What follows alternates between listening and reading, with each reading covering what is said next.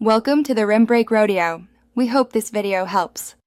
In this video, I will explain how to learn Python easy, only way.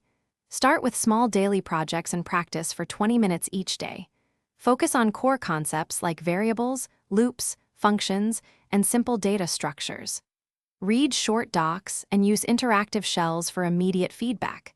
Build one project that interests you and iterate weekly and celebrate. Begin with tiny, meaningful projects that keep motivation high and reduce overwhelm. Spend 20 to 40 minutes per session and focus on one new concept at a time. Write code, run it, and fix errors immediately to learn by doing.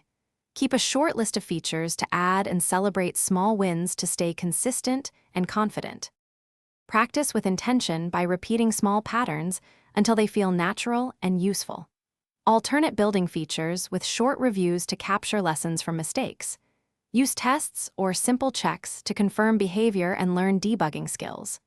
Seek feedback in community threads or from peers and apply suggestions quickly to improve both speed and...